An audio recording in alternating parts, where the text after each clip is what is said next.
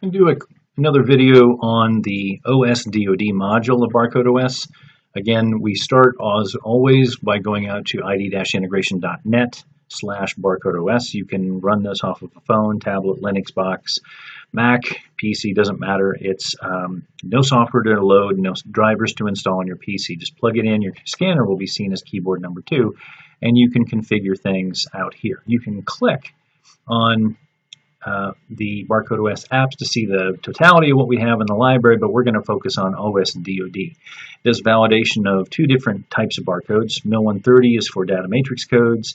Mil-129 is for shipping labels. Today we're going to talk about Mil-130 data matrix codes. You can configure the output with this simple form, but I'm going to show you an actual example out here under interactive demos in Mil-Std-130. Okay, so Mil-130 is about data matrix codes. If BarCodeOS senses that you scanned a linear barcode, it's just going to pass that data without trying to do any data validation or parsing at all on it. This affects only data matrix codes, okay?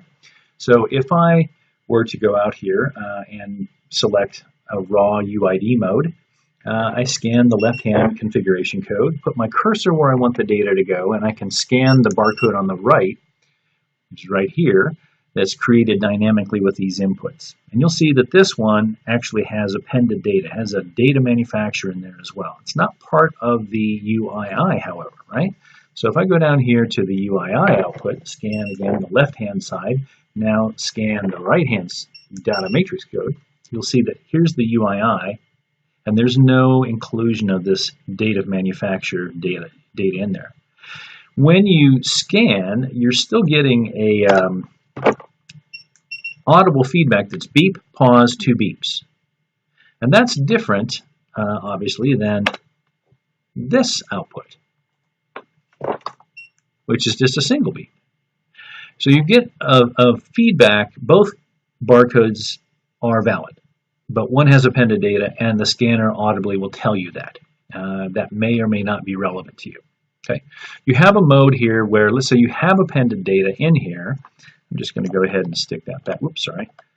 Stick that back in. So I got 4 elements again. I'm going to go ahead and hit the raw data configuration so that you see that there are 4 segments there. Now, there is a mode, if your host system can't handle that appended data, where I can output the raw data, but only with the UID element. So here I'll scan the same data matrix code, and this time you'll see that the DMF has been stripped, even though my audible feedback says I have appended data really there. Okay. My last mode here is parsed UID. And you can write your own custom script to identify what combination of tab, enter, pipe, comma, and any of these variables you want to try to split your scan to fit an existing data form. All right, so the default one that comes up here is meant to finish this form. So I'm going to go ahead and scan this mark on the left. I'll scan the data on the right, and it fills out that form completely. Now, let's say I wanted to create something custom. I'm going to start with my cursor still on the top, let's say. So what I want is, I want to tab down to the first one, then get the UII, then I'll tab 1, 2, 3, 4, 5 times. And I'll get vendor code tab, part number tab, serial number. Whoops, sorry, serial number. And now scan that. And if I put my cursor here and scan the data, it does exactly what I said. All without software, all without drivers.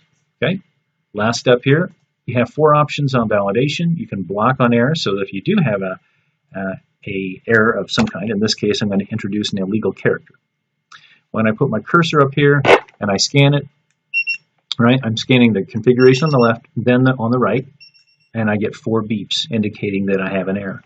If I want to see what that error actually is, I can go into reporting mode, right? So again, I'll scan my configuration on the left, I'll scan the barcode on the right, and I'll get a detailed output that'll say how many errors I have, not just the first one, but all the ones that I can find. Not only what's wrong, but how do you fix it. In this case, I've got an illegal character, and I'm only allowed uppercase alpha plus hyphen. Well, I have a slash, and that's not allowed. Okay? All of this, again, no software, no drivers.